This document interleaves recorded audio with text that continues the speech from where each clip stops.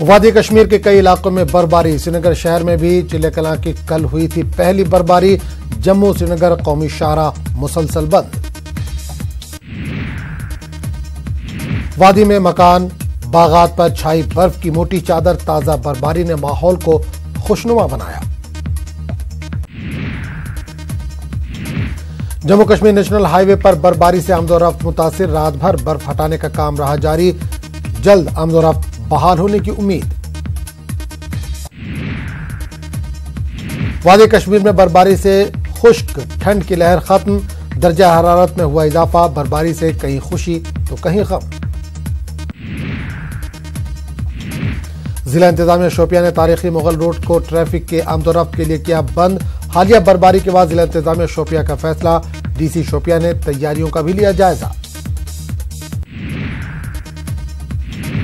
نومبر 2018 میں بھاری برفباری کی وجہ سے باغات کو ہوئے نقصان کا دیا جائے گا معاوضہ، ڈی سی بارہمولہ ڈاکٹر ناصر احمد نقاش نے کیا معاوضے کا اعلان، بارہمولہ کے 19,048 باغ مالکان کو 7.82 کروڑ کی رقم کا ملے گا معاوضہ۔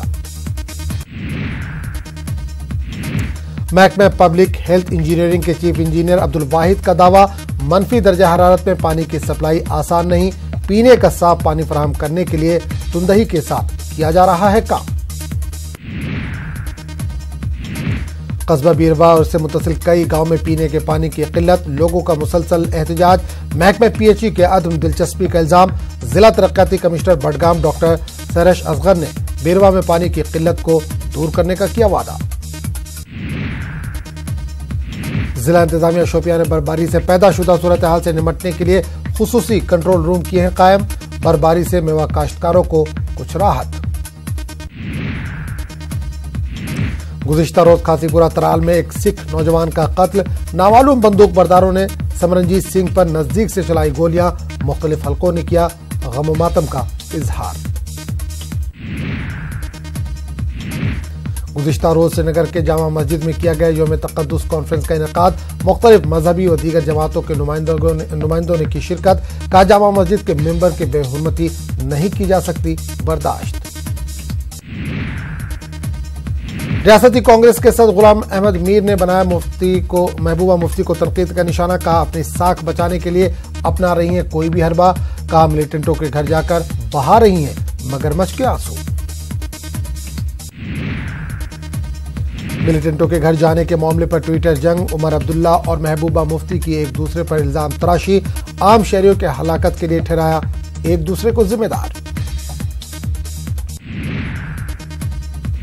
10ویں جماعت کے نتائج میں ضلع ڈوڈا کے رہنے والے مہران اجمل نے کی اول پوزیشن حاصل، 98.8% نمبرات کیے حاصل، مہران نے کیا والدین اور اساتذہ کے رول کا ذکر۔ جموں کے پرائیویٹ اسکولوں کے سربراہان کی تقریب، کہا بچوں کو بہتر اخلاقی تعلیم فراہم کرنے پر زور دیا جانا چاہیے، نجی اسکولوں کو سرکاری احکامات پر عمل درآمد کرنا چاہیے۔ محکمہ سیریکلچر کی جانب سے جموں میں ایک تقریب کا انعقاد کیا گیا، محکمے کے ڈائریکٹر گلزار احمد شبنم نے پودے لگانے کی مہم کا آغاز کیا۔ نائک باغ نوگام سری نگر میں راشدہ نامی ایک خاتون کے مبینہ قتل کے خلاف اہل خانہ نے کیا احتجاج، راشدہ کے سسرال والوں پر قتل کرنے کا الزام۔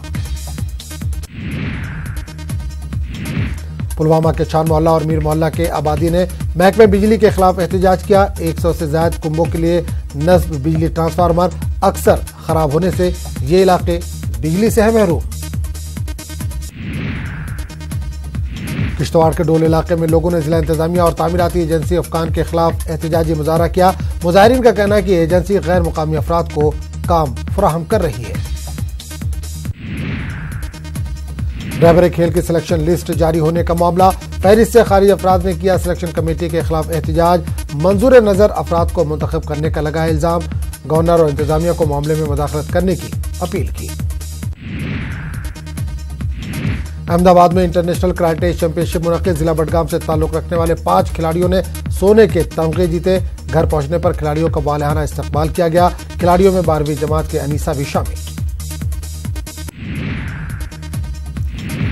چنئی میں منعقد ہوئی نیشنل آرچری چیمپئن شپ میں جموں کشمیر کی ٹیم کو 10 میڈل حاصل، نصرت نے 3 گولڈ اور چاندی کا 1 میڈل کیا حاصل، نصرت نے کہا کشمیری لڑکیوں میں ہر طرح کی صلاحیتیں ہیں موجود۔